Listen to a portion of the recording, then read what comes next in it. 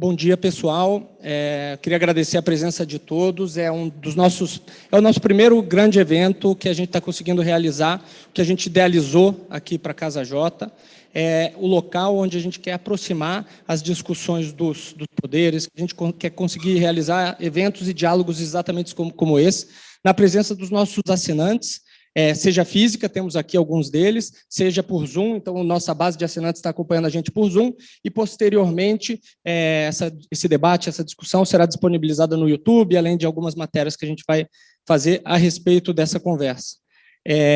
A gente entende que o diálogo e o debate profundo, especializado sobre a relação dos poderes, sobre como a gente consegue ter instituições mais fortes que se comunicam e fazem com que as principais pautas do dia a dia sejam tocadas de uma maneira transparentes, abertas e republicanas, é a melhor maneira de conseguir um crescimento econômico que realmente seja sustentável, né?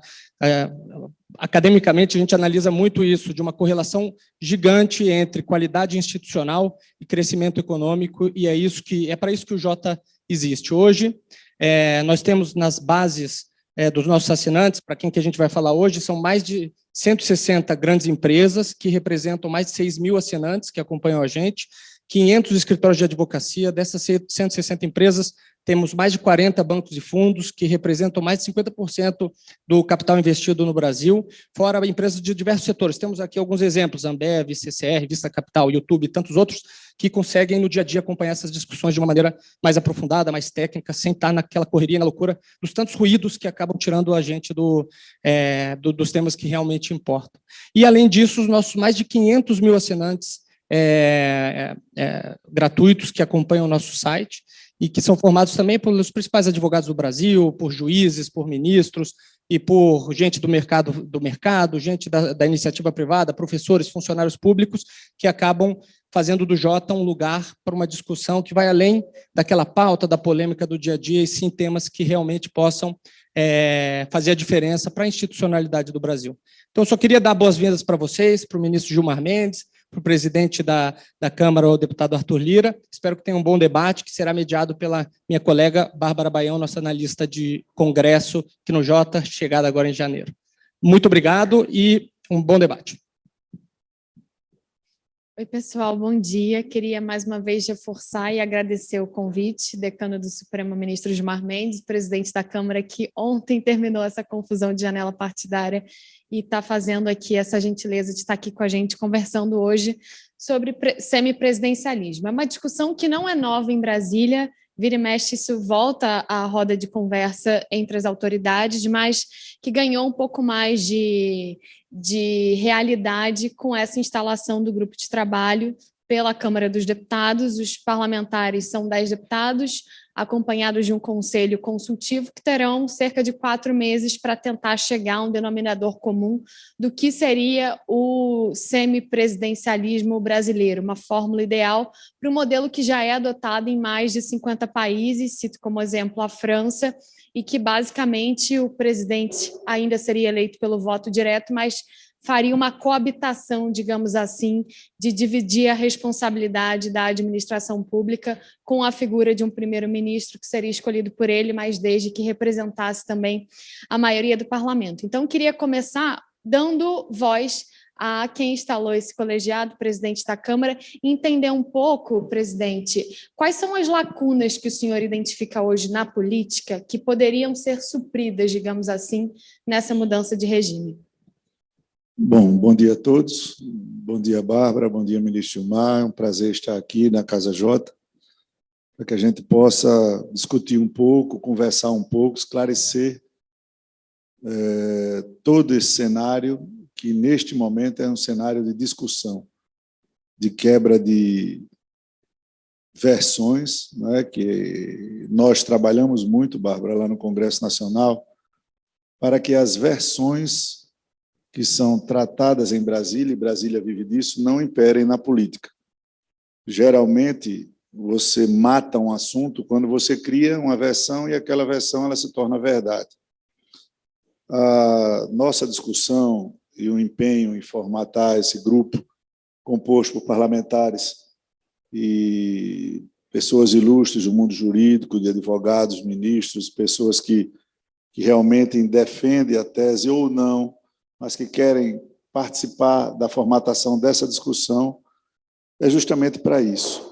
Existe no Congresso Nacional hoje apresentada uma PEC do deputado Samuel Moreira, e todos nós sabemos que uma PEC ela é apresentada, o rito de votação, de tramitação dela é longo, ela tem que passar pela CCJ, ela tem que passar por uma comissão especial, e nessa comissão especial o texto pode não ser nada daquilo que foi apresentado, inclusive nada. Ela pode ser totalmente transformada de acordo com a vontade dos membros da Casa e o pensamento majoritário para que se alcance um quórum de 308 votos. O que é importante nesse momento é nós fazermos a reflexão, a discussão sem contaminação, já que nós discutimos internamente, Bárbara, dentro da Câmara dos Deputados, que se esse projeto, se essa PEC andasse, a discussão sobre o modelo político do Brasil for admitida, ela só seria e só teria validade, a princípio, para 2030, despoluindo qualquer ambiente político atual, que vai prejudicar candidato A, que vai para a reeleição, que vai prejudicar candidato B, que vai para uma eleição, que teria o seu direito vilipendiado a uma reeleição, que um deputado hoje, ou um senador, já estaria trabalhando para ser primeiro-ministro em 2030. Então, essas versões pequenas, que não pensam no Brasil, têm que ser afastadas. Nós temos hoje um problema sério de quantidade excessiva de partidos políticos.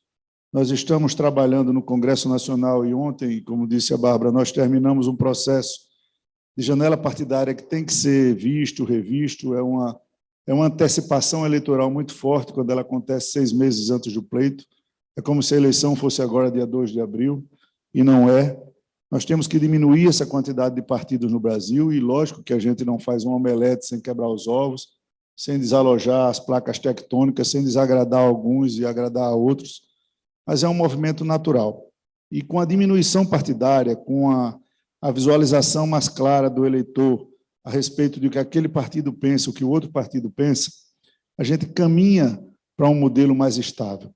O Brasil hoje vive no presidencialismo de coalizão inevitável. Por mais forte que seja um presidente da República eleito, e o brasileiro gosta de votar para presidente da República, ele não elege mais de 10% dos deputados na Câmara.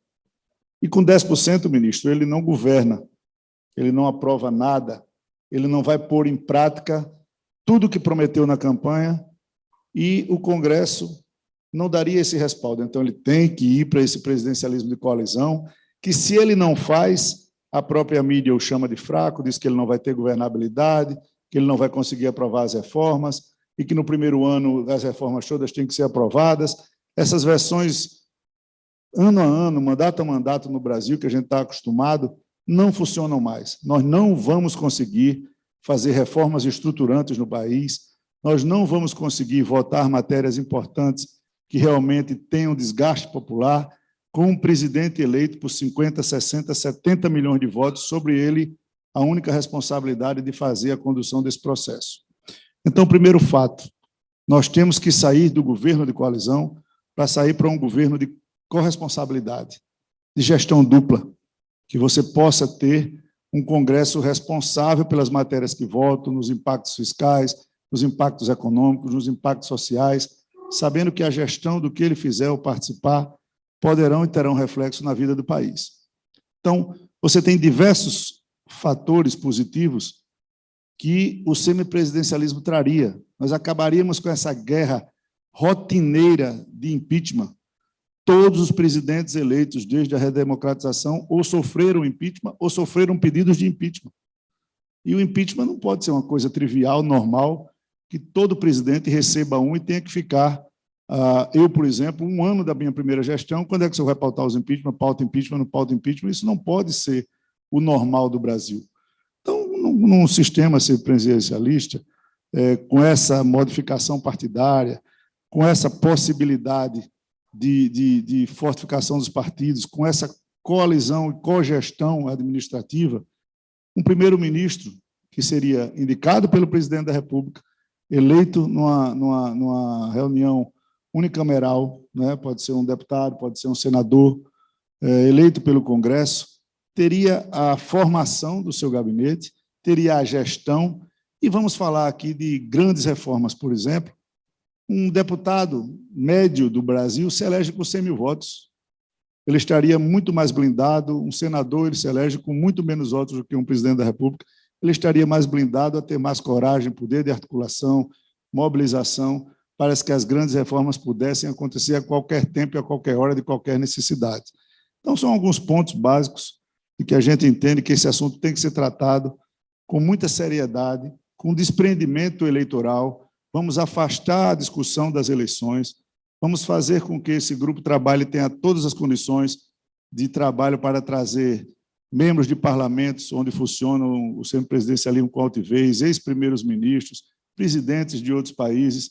É lógico que o país, o Brasil, com essa dimensão continental, né, com muitas desigualdades, com muita diversidade, a gente tem que trilhar e caminhar para um modelo próprio nosso, lógico, se vindo de base os exemplos que dão certo no mundo, mas adaptado. Então, essa discussão ela vai fazer com que, com a ajuda de todos, com a ajuda da imprensa, com a ajuda de todos que pensam num país que pode ser melhor para frente, a gente possa executar. Inclusive, eu já me predispus com algumas lideranças que não seja esse Congresso, essa Câmara que vote essa matéria. Se a gente avançar com essa discussão, desprendendo ela para 2030, aí a única coisa que pode ter é um candidato A, um candidato B que queira um projeto de poder de 30 anos, ele disse, não, isso vai me afetar. Mas é paciência. Nós não estamos trabalhando para uma pessoa, para um partido, nem para um setor. Nós estamos pensando numa discussão que pode ser um encaminhamento de mais previsibilidade política e administrativa para o país. Então, em tese, se essa discussão avançar com o engajamento de todos, numa discussão séria, ampla, a gente tem também a possibilidade, ministro, de que isso aconteça, inclusive, um plebiscito branco na eleição. Se esse tema ganhar pressão, que incomoda alguns e chama a atenção de muitos outros, o eleitor ele pode votar num Congresso que defenda esse tema ou que não defenda esse tema. Esse assunto vai ser debatido sem compromisso de mérito. A PEC apresentada ela não enraiza nada, ela não dificulta nada, ela não prende a nada. Essa discussão será ampla, e eu espero que ela seja.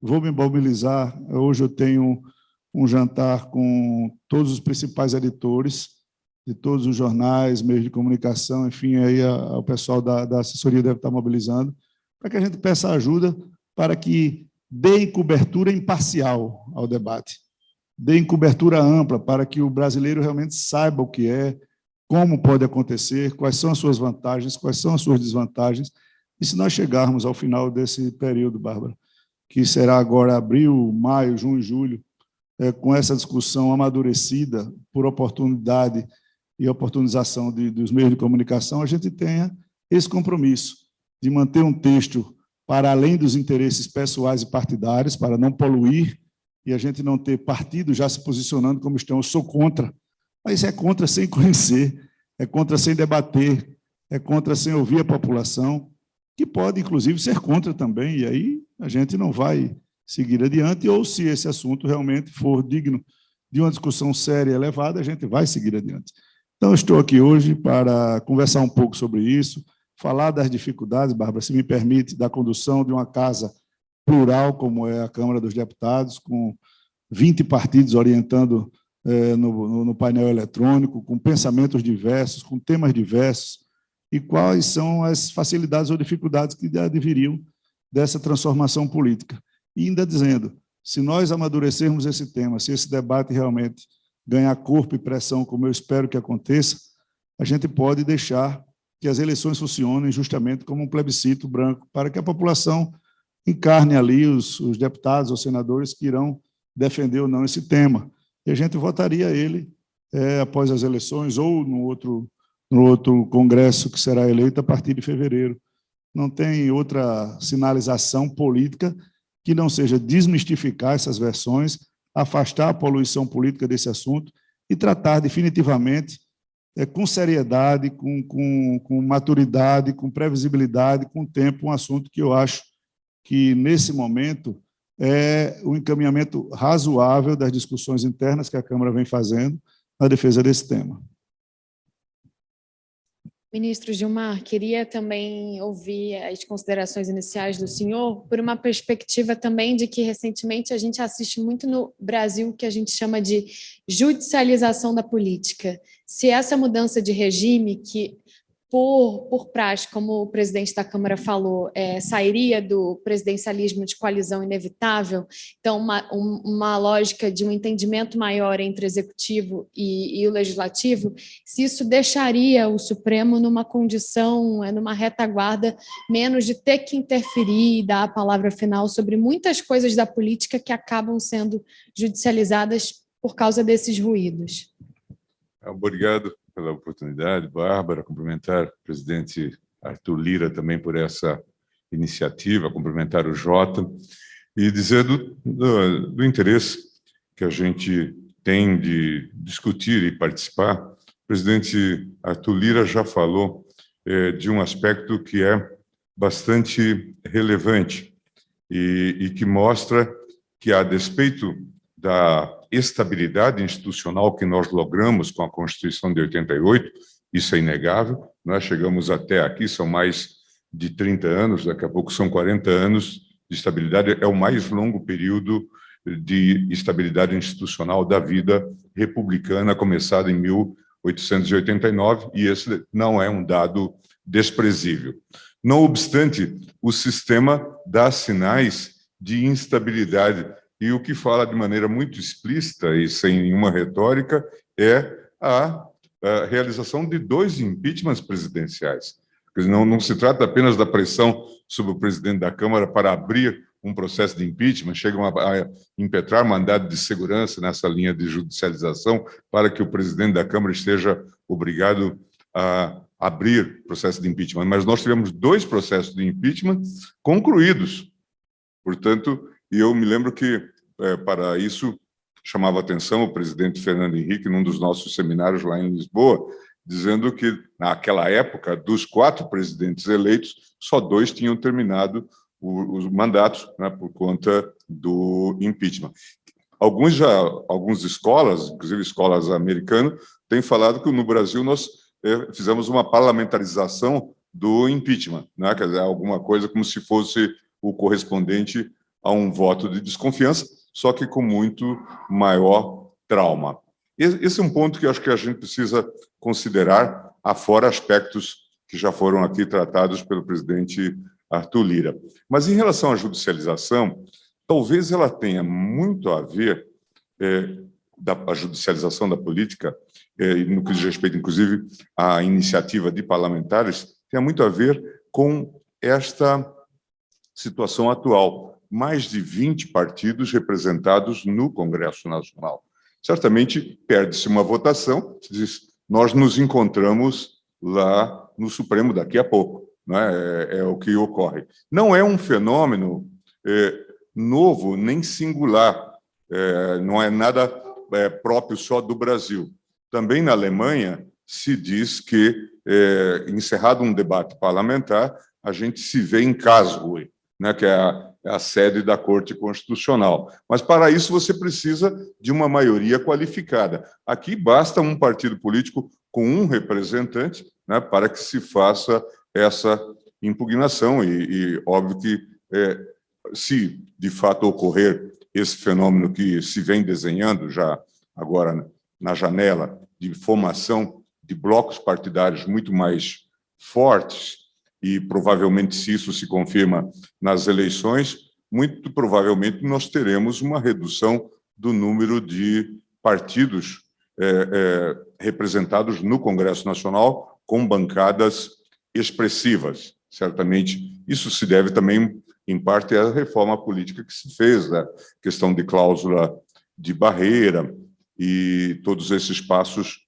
que foram dados. Acredito que, se ocorrer esse quadro, nós já vamos ter uma redução dessa chamada judicialização da política. Também nós, no Supremo Tribunal Federal, podemos contribuir um pouco para isso, acho, na medida em que perfilhemos algum entendimento de autocontenção.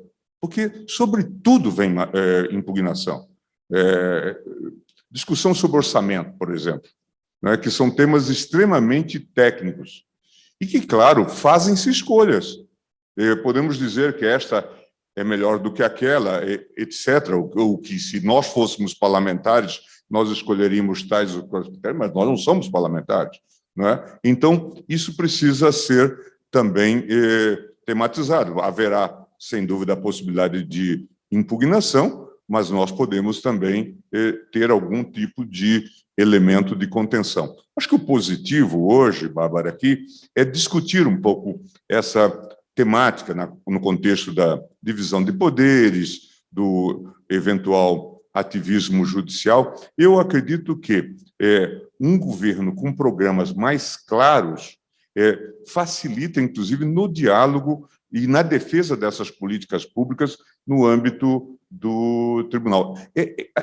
As coisas são tão assim, quando a gente olha essa judicialização intensa, ela é tão intensa que, às vezes, o governo, ou Câmara e Senado, o Congresso, sequer se habilitam a fazer a defesa daquilo que, de fato, foi deliberado. Então, é um quadro bastante complexo. Acho que nós estamos numa transição, e eu espero que seja uma transição que leve até ao atendimento de um pressuposto que é básico. Todo mundo diz, se vocês vão para um modelo semipresidencialista, vocês precisam reduzir o número de partidos representados no Congresso Nacional. De alguma forma, por várias reformas que se fizeram, o fundo eleitoral, mais as cláusulas de barreira, nós estamos caminhando nesse sentido, o que é um dado positivo, que contribuirá também, eu acho, para uma certa desjudicialização da política. Deixar a política aquilo que é da política. Queria tocar num ponto que o presidente falou, presidente da Câmara, sobre um plebiscito branco em relação a essa discussão do semipresidencialismo. Então, se isso for um tema nacional e que a opinião pública ajude, né, a limpar esse ruído, que tem uma discussão, por óbvio, de uma mudança no sistema, disso já tem impacto no debate das escolhas de quem vamos eleger para a Câmara, para o Senado, além da presidência da República. Duas mitigações, digamos assim, do presidencialismo já foram rechaçadas no Brasil em plebiscito, que não era semipresidencialismo, mas dirimia ali poderes do presidente. Eu queria saber dos senhores se vocês entendem que, eventualmente, se a discussão caminhar, se seria necessário uma consulta pública, assim como foi nas ocasiões anteriores. Eu sei que é um passo além, precisa primeiro percorrer esse caminho de debate, de elaboração de uma proposta, mas se de fato vem a essa altura essa necessidade de uma terceira, digamos assim, consulta pública. Veja bem, Bárbara, a nossa intenção é levar para a população o máximo de informação das dificuldades que nós temos para gerir, tocar, votar, empreender, dar sustentação a um rumo de progresso para o país. Não é? Como é que nós podemos deixar isso mais claro? Está claro que, politicamente, a política está querendo fortalecer os partidos, como eu falei aqui na nossa introdução. Você não tem como conduzir uma pauta de consensos, não, mas de discussão mais apurada a respeito de temas que são importantes, com uma divisão partidária tão intensa. Eu faço de novo aquela colocação. Se um presidente da República não faz um governo de coalizão, a imprensa mata com ele com 2 meses, dizendo que ele é incapaz, que ele não vai conduzir, que ele não vai votar nada, que ele vai ser refém do Congresso. Se ele faz o governo de coalizão, aí vem aquela história. Toma lá da cá, está no colo do Centrão, e é o Centrão sempre o bicho-papão da história do Brasil, quando eu tenho muito prazer em dizer que faço parte de um partido de centro, que equilibra as dificuldades de esquerda e de direita, de radicalismos excessivos, que sempre votou matérias espinhosas nos momentos difíceis e sempre votou as mesmas matérias espinhosas nos momentos fáceis. São partidos mais equilibrados que pensam em alguns temas muito factuais. Então, A política já demonstrou com a cláusula de barreira, demonstrou agora com o fim das coligações, com as dificuldades de você fazer as nominatas estaduais para a confecção das chapas. Isso forçadamente vai imprimir um ritmo de diminuição de partidos no Brasil, paulatinamente. Nós deveremos chegar a uma quantidade muito menor agora nessas eleições. Isso vai dar uma visibilidade para a população de quais partidos vão se sobrepor a outros com relação à formação das suas bancadas e quais são as maiores dificuldades que nós temos lá. Nessas arrumações políticas de governo, de coalizão, a governos anteriores, existia uma intersecção política. O legislativo entrava no executivo muito forte e o executivo tinha uma predominância da pauta do legislativo muito forte. Quando nós voltamos ao assunto que o ministro falou aqui de orçamento, no mundo todo, o orçamento é feito, votado, dirigido e apontado pelos congressos, pelo Poder Legislativo.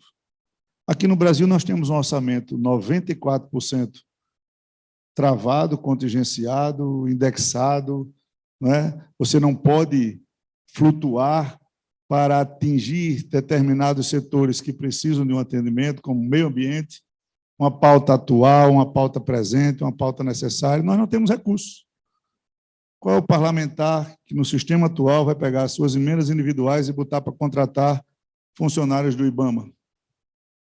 Como é que nós vamos fazer isso com emendas parlamentares para contratar brigadistas, para fazer prevenção, para fazer estrutura para a permanência da vida daquele cidadão que mora lá na floresta sem nenhuma assistência, que vai ceder ao desmatamento ilegal, para o garimpo ilegal, para esse tipo de coisa, quando nós não temos um orçamento flexível para fazer isso.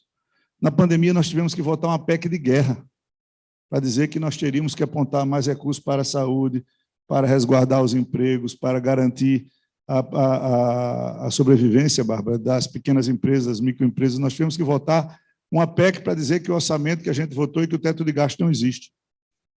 Então, no momento de pandemia. Então, essas discussões todas, quando a gente coloca de maneira bem pactual, colocar uma consulta antes de se esclarecer o tema, é colocar literalmente os carros na frente dos bois. Nós temos que fazer a discussão clara, quais são os impactos, quais são as vantagens, quais são as possíveis desvantagens, como é que a gente pode adequar ao Brasil, que é complexo, é único no mundo. O brasileiro, como eu disse, gosta da figura presidencial, gosta de votar para presidente, gosta de ter uma referência, não é? Por isso, as duas outras consultas dizem, não, nós queremos o presidencialismo. Ponto. Como é que o presidencialismo sobrevive numa constituição parlamentarista, numa divisão extrema de partidos, nessa sistemática toda? Em determinadas matérias, eu digo isso aos meus amigos deputados, amigos líderes, se você chega no período eleitoral agora, enche aquelas galerias e bota um assunto de votação de um aumento salarial que vai dar um impacto de bilhões, se a turma começar a cantar a primeira estrofe do hino nacional, é aprovado com 500 votos. Não se tem responsabilidade em cima do que se vota nesse sistema atual. É duro dizer isso? Não, é verdade, está aí na prática. É duro, eu sou um parlamentar que, na minha atividade parlamentar individual, apartada do presidente da Câmara, eu sempre tive uma atividade muito forte em defesa da saúde. Quanto não me custa, como presidente da Câmara, trazer uma discussão séria para discutir os impactos do piso da enfermagem. Quem vai pagar essa conta? É o setor público, é o setor privado, é o setor filantrópico, são os municípios, são os privados. E a categoria não entende, e aos deputados só cabe sair daquela pressão e se livrar do problema. Você não é cogestor. Então, uma das vantagens absolutas do sistema é você fazer a cogestão, é você ter uma divisão de poder controlada, com responsabilidades de ambas as partes. É lógico que nós temos que fazer aqui uma discussão para saber quais serão, não só o que está no texto da PEC, Bárbara, mas quais serão as atividades do presidente da República no Brasil. Eu acho que tem que ser mais fortalecidas do que é em Portugal, eu acho que tem que ser modificadas com relação à França e tantos outros países, mas eu acho que nós temos o dever cívico, administrativo, de responsabilidades, de fazermos um debate amplo, aberto e sem nenhum tipo de versão. Apartar as campanhas eleitorais agora dessa discussão. Então, o razoável passa a vigorar a partir de 2030. Eu acho que isso é um balde de água fria aos desinformados que andam em palanques, batendo no seu presidencialismo, fulanizando essa discussão. Essa discussão, eu penso que ela é de todos, ela é de todo mundo que pensa num país mais previsível para o futuro. Eu também diria, na verdade, eu gostaria de fazer algumas observações pontuais. O primeiro aspecto que nós não podemos desprezar, mas que está implícito nessa discussão, é que nós temos um texto constitucional extremamente detalhado. É um texto muito detalhado. E as emendas que se fizeram, elas têm adensado, ao invés até de reduzir, nós temos adensado a normatividade do texto constitucional. Em matéria de orçamento, esses dias, por conta desses debates que nós travávamos, nós temos 46 menções diretas ao orçamento, quer dizer, cada emenda vem fazendo mais detalhe. O que isso significa? Que qualquer presidente da República que vá dirigir reformas em geral em vários setores, ele precisa de compor maioria não só para aprovar leis, o que é normal na maioria dos países, mas para aprovar emendas constitucionais. Não é? Esse é um dado que, às vezes, a gente faz ablação, a gente elimina de qualquer consideração. Mas, quando se fala no presidencialismo de coalizão ou qualquer modelo de apoio, ainda que pontual, para determinadas reformas, por exemplo, no atual governo, certamente, se não houvesse esse esforço, não se teria aprovado a emenda da Previdência Social, né? A reforma da Previdência Social, que era um pressuposto para redução dos gastos e das expectativas. Então, isso é um ponto importante na atual conjuntura. É uma circunstância que marca bem o nosso sistema. É muito diferente de vários outros sistemas jurídicos constitucionais, em que, normalmente, governar é ter capacidade de aprovar leis ordinárias. Não é? Aqui ou acolá pode chegar um momento, mas aqui entre nós, na atual realidade, esse é um ponto importante. Essa é uma questão que me parece relevante pontuar. O segundo aspecto é que, na vida prática, muitas vezes, já se funciona, já se atua um pouco com essa dimensão de que, se as coisas estão funcionando, é porque há uma divisão, quase que uma coabitação. Às vezes isso não se explicita, às vezes não se vislumbra, os comentários dos jornais não registram. O presidente Temer disse isso, em função, inclusive, das crises que viveu, que ele, na prática, viveu um semipresidencialismo, não é? Quer dizer, combinou com o Congresso as ações e fez esse tipo de divisão. O presidente Arthur citou a situação da PEC do orçamento de guerra. Se nós olharmos, aquilo foi uma decisão do Congresso. O Executivo teve pouco papel e foi substancial para nós atravessarmos toda essa crise. Né? Então, a rigor, o que eu estou querendo dizer? Talvez isso possa ser até chocante. Na vida prática, muitas vezes, aquilo que a gente chama presidencialismo de coalizão já revela um semipresidencialismo. Já revela que virtualmente alguém está exercendo a função de primeiro-ministro. Por isso, eu também responderia negativamente à sua pergunta. Eu diria, não é preciso, nós estaríamos adaptando o regime presidencial, mantida a eleição direta do presidente.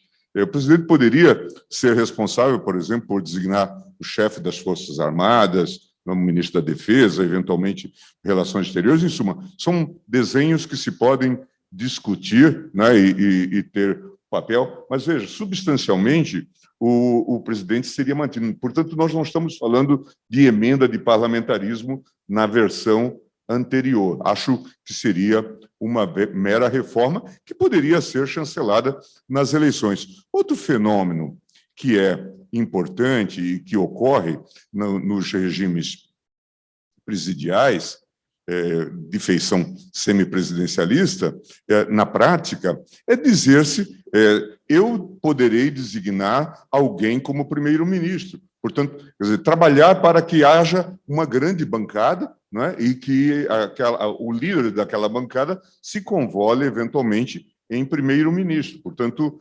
isto já ocorreria. Como ocorre nos regimes puramente parlamentaristas também, em que a campanha já é feita como se fosse uma campanha presidencial. Embora ele esteja buscando um mandato de deputado, mas se diz ele será o chefe de governo, não é? Se eleito, ou terá uma posição de destaque num governo que venha a se formar. Mas o que eu estou dizendo, então, para resumir, é que em determinados momentos, e em momentos de crise, porque passamos nesses mais de 30 anos de Constituição de 88, nós já temos vivido, em muitos casos, um certo modelo sem o arranjo institucional formal de semipresidencialismo. Nós estamos com... E esse ponto é importante, o ponto que o deputado tocou, presidente da Câmara, que hoje, por exemplo, nós temos essa questão das emendas parlamentares, e este é um problema, porque há uma grande discussão em torno desse assunto e uma grande pressão também sobre o Congresso Nacional para deliberar sobre os mais diversos temas, vetos, e também aprovação de projetos, esse caso da saúde, e outros que vão onerar, inclusive, os estados, e, às vezes, o parlamentar é tentado a votar sem, de fato, ter uma responsabilidade governativa. Portanto, vota-se um veto presidencial sem reparar que aquilo tem uma consequência, ou sem se preocupar, né? Na medida em que ele compõe uma base governativa, ele é governo, né? E ele, aqui no projeto que o deputado Samuel Moreira apresentou, há até a ideia de, inspirado no direito alemão, de um contrato de coligação. Portanto, há um programa de governo que deverá ser seguido, né? Há, portanto, uma diretriz. Esse contrato atual dos alemães SPD, né, os socialistas, verdes e liberais, envolve um documento de 177 páginas. Portanto, é um compromisso bastante detalhado sobre o que se vai fazer. E, obviamente, portanto, emendas parlamentares se convolariam, como já disse o deputado, em recursos para o programa de governo, não é? E não para atender a determinadas demandas puramente locais, como hoje só acontecer. É importante pegar o gancho final do que o ministro falou, justamente para isso. O brasileiro vota no presidente da República, elege um presidente da República, em cima das propostas que ele defende em palanque, e, na prática, ele vai ter que negociar o seu governo para tentar votar e pôr em prática aquilo que ele se predispôs. Então, é um arranjo político de toda a distorção partidária que existe no Brasil, que pode e deve ser consertada com essa possibilidade. Diminuição de partidos, uma cogestão e uma corresponsabilidade nos temas claros que nós vamos ter no Congresso Nacional, uma base formada para cogerir o país, não é? Sem nenhum tipo de barganha política, mas de responsabilidade com aquelas pautas que foram acertadas. Num desenho claro, prático, transparente de quem é base de apoio àquelas propostas e de quem não é base de apoio àquelas propostas. A oposição é salutar, ela continuará existindo, seja o governo que for eleito, seja o sistema que for eleito, em qualquer país do mundo. Mas nós teremos um jogo mais claro de sustentação política, aquilo que se predispõe a fazer. Então, o Brasil ele vai começar a votar no que quer para o seu país. E quem representa o quê? Então, em vez de nós fulanizarmos, nós vamos votar no candidato A ou no candidato B, nós vamos discutir o que é que o candidato A representa e o que é que o candidato B representa. Essa, eu acho que é a grande transformação que esse sistema vai impor à discussão do país. E não, eu gosto daquele ali, porque aquele ali é mais bonzinho, aquele ali é menos bonzinho, aquele ali representa isso, aquele ali... Não, o que é que cada um representa de propostas? E qual a base de apoio que você terá para essas propostas? Você diminui o peso, diminui a carga e deixa transparente uma discussão legislativa mais viável. Presidente, usando esse cronograma de se votar a proposta em 2030, desde 2017 o Brasil está caminhando no sentido de enxugar essa fragmentação partidária. Mas, ainda assim, se a gente pegar os modelos de semipresidencialismo em outros lugares do mundo, são parlamentos que têm 2 ou 3 partidos muito bem, com conteúdo muito programático. O que daria para fazer do ponto de vista político em relação a regras, ou se o senhor não acha que é necessário ir além do que já se foi em cláusula, enfim, para que, no momento em que o Congresso consiga a viabilidade de votar isso, se tenha também uma definição partidária mais enxuta, onde essa definição do que é o candidato A, o que é o candidato B, esteja mais clara para o eleitor poder fazer as suas escolhas, porque hoje, o senhor sabe melhor do que ninguém aqui, quando se negocia um texto na Câmara, há coisas muito parecidas ali entre os partidos, mas exige uma enorme articulação, porque são muitos e que exigem coisas muito pequenas diante, muitas vezes, das discussões, né? Que acaba dificultando essas discussões mais estruturantes do país. Então, o que daria para fazer do ponto de vista político? Ou se o senhor acha que tem que fazer alguma coisa ainda para apertar uma musculatura muito intensa de partidos no país? Veja, como eu acho, e penso e digo, o Brasil é um país único, continental. Nessa pandemia, a gente discutia, para você sair de Manaus para Porto Alegre, é você sair de Lisboa para Moscou, né? É a dificuldade que tem o Brasil com a sua dimensão territorial, as suas desigualdades, as suas nuances, as suas dificuldades. Então, Bárbara, nada será feito da noite para o dia.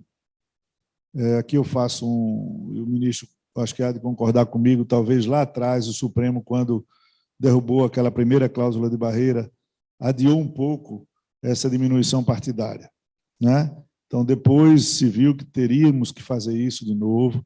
Não temos outro instrumento mais eficaz para diminuir partidos do que a cláusula.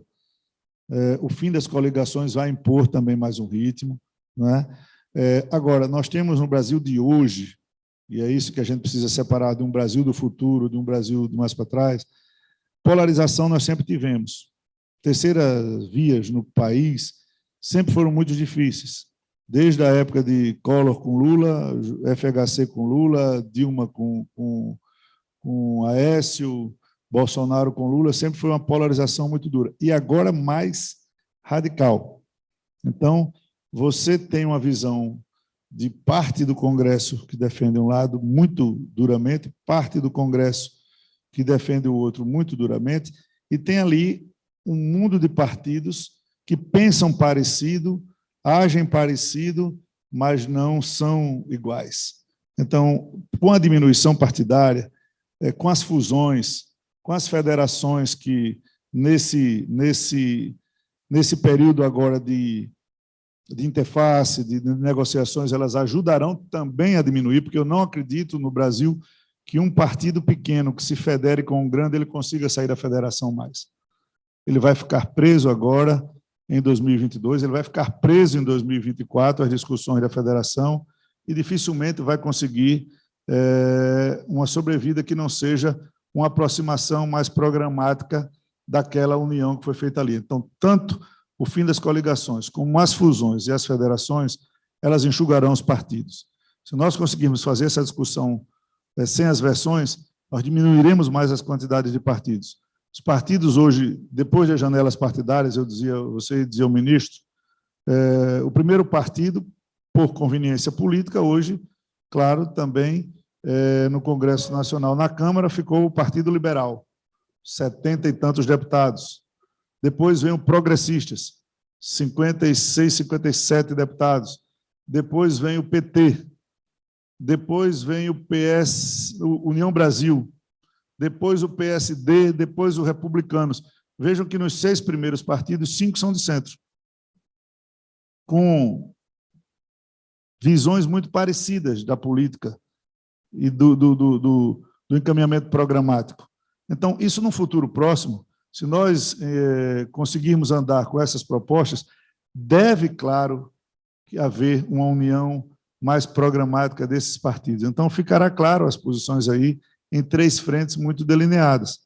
Então, nessa condição, eu acho que o Brasil andará a passos largos para discutir o que eu disse aqui, o que cada candidato ou que cada partido representará no Congresso Nacional e o que cada candidato a presidente representará por trás da sua estratégia.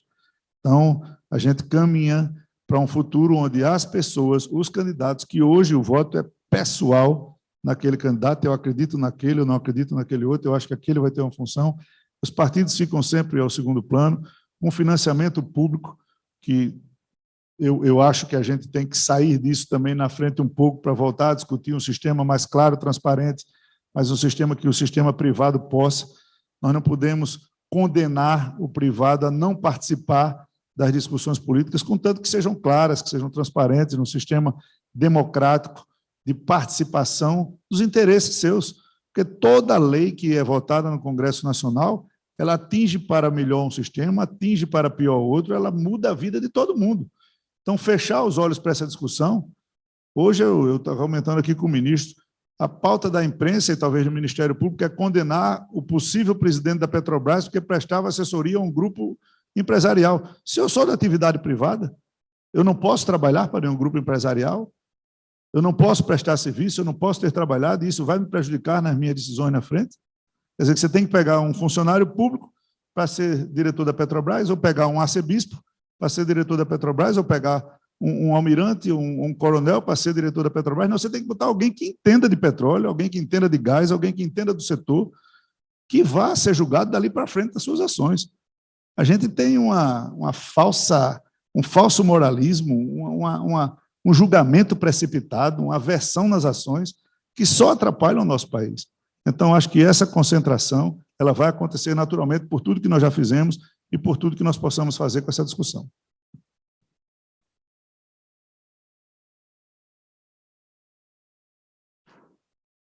Eu tenho interesse agora, mais especificamente nessa discussão do judiciário, há toda uma preocupação de não contaminar a discussão com o calendário eleitoral. PT e PL, que são os partidos dos principais candidatos, sequer estão ali nesse início de discussão no grupo de trabalho.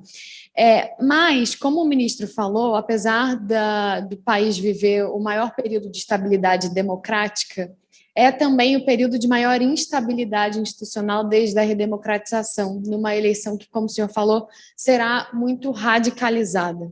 Então, mexer nesse vespeiro, começar a mexer com mais concretude, deixar esse tema na pauta. Isso, do ponto de vista do judiciário, que também tem sido muito alvo de ataques do executivo, não poderia contaminar ainda mais esse ambiente de tensão? Deixar o tema na pauta, o tema da... Amadurecer o debate de um semipresidencialismo no meio de uma disputa eleitoral que será muito radicalizado. O senhor vê isso como algo que pode tensionar ainda mais? Não vejo.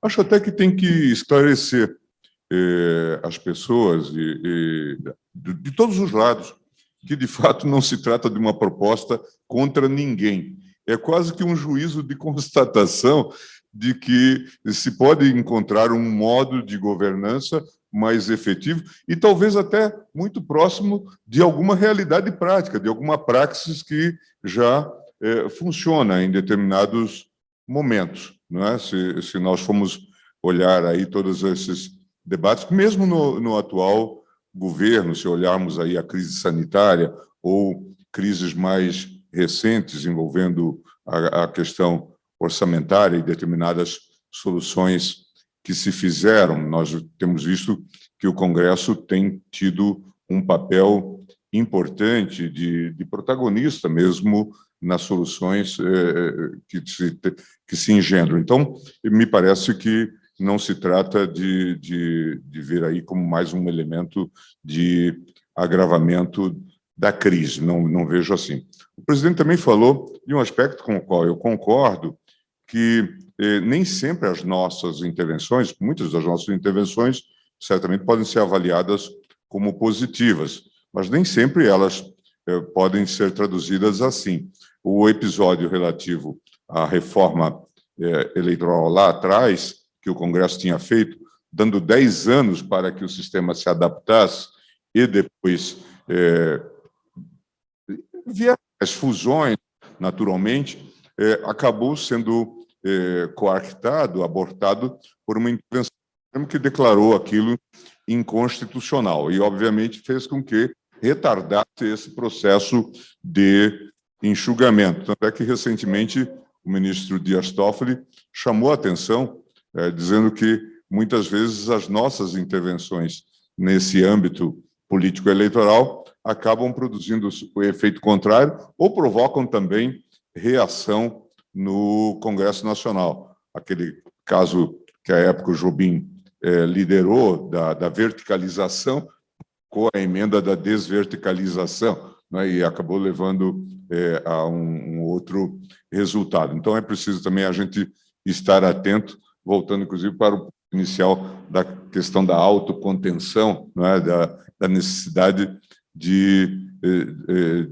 talvez a gente ter cuidado com a judicialização da política. Mas eu acho que toda a nossa contribuição deve ser feita, Bárbara, no sentido de delimitar os quadros de crise, que haja debates os mais intensos, mas que não se coloque em xeque, por exemplo, a democracia, né? Esse é o instrumento básico que nos trouxe até aqui e é uma condição, inclusive, para que nós continuemos nos integrando numa comunidade de povos civilizados, que criemos condições para vencermos os nossos desafios. A ditadura nós já conhecemos e sabemos que não deu certo. Não precisamos ficar fazendo considerações a propósito do assunto, mas, de fato, nós sabemos que deu errado e deu muito errado. Bárbara, se puder ajustar aqui, inclusive, para deixar bem claro a seguinte situação. O texto ele existe, como proposta do deputado Samuel Moreira. Qual é a nossa intenção em trazer 10 membros da sociedade civil, do Poder Judiciário, de pessoas que possam integrar esse grupo de trabalho junto com os parlamentares? É de que todo esse grupo junto, como a gente chama esse GT, ele possa, sim, facilitar o debate. Então, nós não vamos ali trabalhar tecnicamente uma proposta legislativa, ela já existe. Nós vamos fomentar o debate, discutir quais são os fóruns, onde são, quem são, quais são os temas, o que é que precisa ser esclarecido, o que é que precisa ser aclarado, o que é que precisa ser realmente discutido, o que é que tem que se moldar. E, ao longo dessa discussão, lógico que surgirão sugestões, mudanças, proposições, alterações que serão feitas a posterior.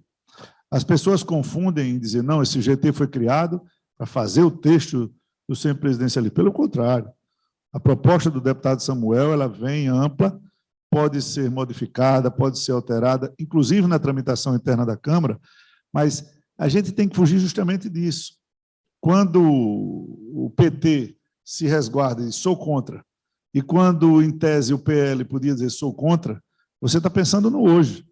Você está pensando que essa proposta é para tirar o direito de candidato A e candidato B. Então, quando isso for dito para a população, que a discussão é 2030, não alcança nem candidato do PT, nem candidato do PL posto hoje.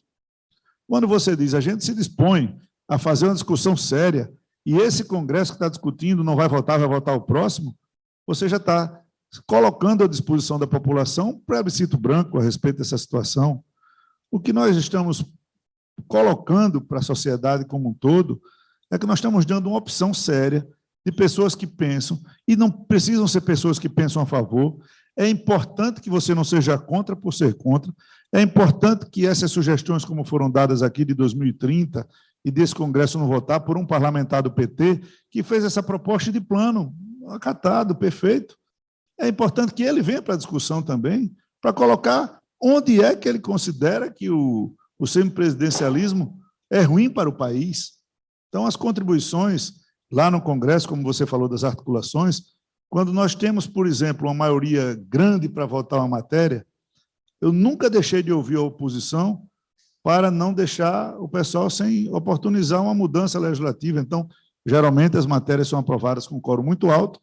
Por quê? Porque participa a base, participa a oposição na construção de um texto que seja bom para todo mundo. Nós não estamos ali para construir um texto para governo, nem para a oposição. Nós estamos ali para construir textos para a população. Então, esse debate ele deve ser amplo, deve ser desabrigado de tendências e ideologias políticas e pensar no sistema. Então, esse é o grande interesse, essa é a grande discussão, essa vai ser a nossa luta, essa vai ser a nossa intenção. Se vai dar certo ou não, o debate é quem vai dizer.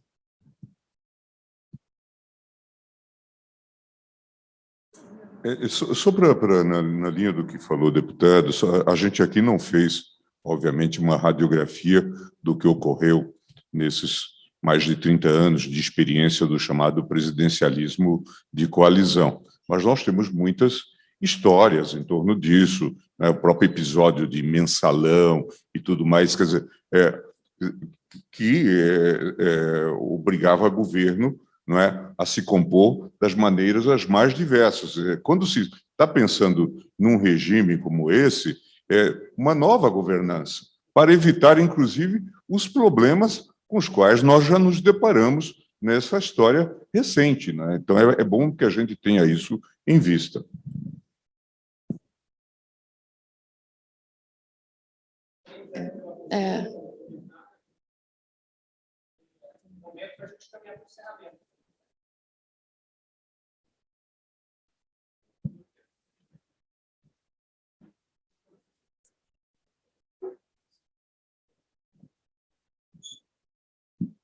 Muito obrigado pela oportunidade, eu também a oportunidade de cumprimentar o presidente Arthur Lira, o ministro Gilmar Mendes, e é uma oportunidade boa, porque essa discussão me parece que ela vem não só no momento adequado, mas num grande momento de transformação que o mundo está vivendo. Não só por conta dos episódios da guerra na Ucrânia ou outro, mas sim de uma grande revolução tecnológica, provavelmente muito mais profunda que a Revolução Industrial, e na qual a escolha dos países e das sociedades que vão estar, vamos dizer, à frente dos tempos que virão, está se dando agora.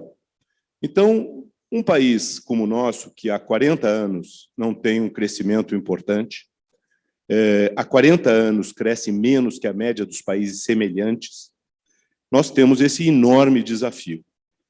E a minha pergunta é no seguinte sentido: se não caberia também, nesse debate, uma discussão sobre a forma de execução da política num país e numa sociedade como o Brasil?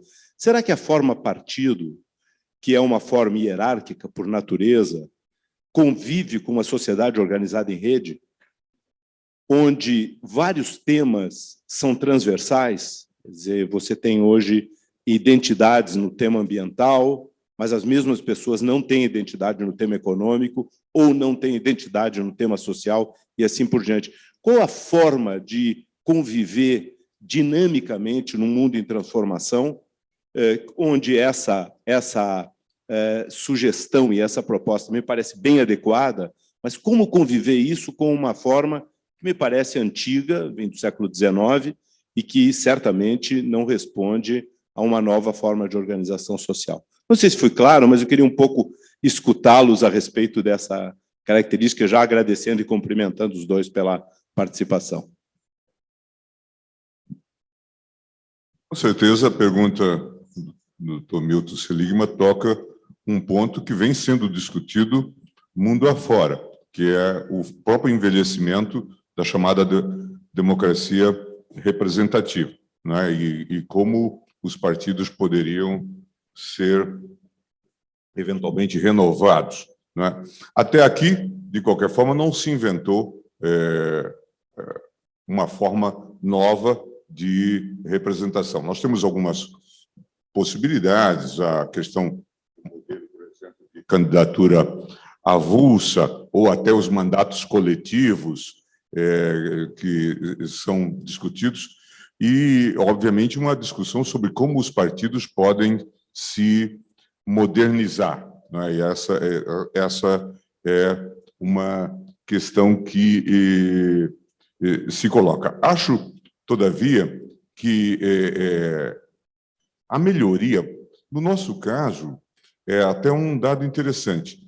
Enquanto nas democracias europeias a realidade partidária parece consolidada e, por isso, inclusive, surgem essas novas forças partidárias. Na Alemanha surgiu, não faz muitos anos, os Verdes, e que se tornou um partido hoje do establishment. Apareceram também em outros países esses partidos, alguns assim, de extrema-direita, na Espanha, em Portugal, Chega e tal. Nós temos, no Brasil, ainda uma luta para consolidar os partidos como partidos. Essa é a realidade. Tudo aquilo que nós falamos durante as nossas interlocuções aqui tem a ver com isso, né? Fazer com que os partidos sejam minimamente autênticos, né? Tanto uma das perguntas da Bárbara foi no sentido de um mínimo de programaticidade, né, que os partidos representam. E o deputado respondeu que se tem hoje uma ideologia comum, especialmente desses chamados partidos do centro, com um projeto. Então, a mim me parece que essas novas questões, elas precisam ser trazidas e os partidos precisam ter antenas para captá-las, não é? Hoje nós temos também a força das ONGs, um tema ambiental, por exemplo, é notório, e a sua articulação, inclusive, no plano internacional, né? Como que isso se dá e tudo mais. Mas eu tenho a impressão que aqui nós estamos um passo atrás, buscando ainda essa consolidação dos partidos como força minimamente representativa, com alguma credibilidade, né, que permita, por exemplo, fazer um programa consistente de governo. Acho que é um grande desafio. Acho que a pergunta tem a ver, inclusive, com o que o Brasil quer ser. Eu vi várias análises nesses últimos tempos, a partir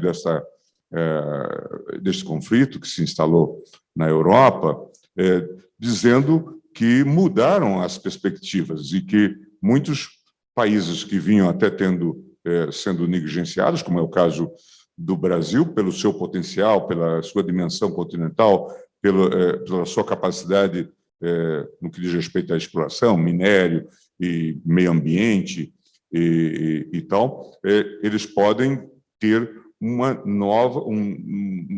ser um novo player nesse jogo, mas é preciso que a gente, de fato, entenda isso e saiba também auscultar. Eu acho que o grande problema hoje dessa chamada democracia de partidos quais são os meios de auscultação, como de fato entender, não é, esses novos segmentos, quer dizer, e poder estar aberto a isso, não é? Isso eu acho que é fundamental. Complementando o que o ministro disse, no que eu concordo, gênero, número e grau, nós temos, na prática, uma realidade muito dura no Brasil. Vamos começar aqui por um fato que o ministro citou. Plano de governo. De prefeito, de governador, de presidente da República, é quase peça de ficção no país.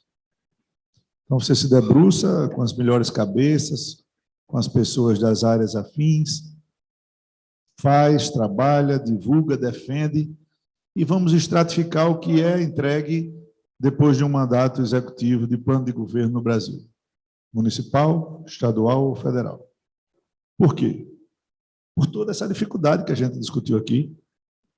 Você tem que negociar as suas bandeiras, as suas propostas durante o seu mandato para ter governabilidade mínima, sobre até assuntos que são transversais.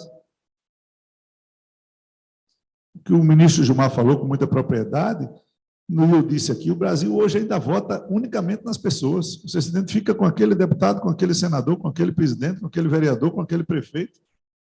Não sabe basicamente nada do que os partidos defendem. A gente tem que fortalecer os partidos, é a base, ainda para o Brasil.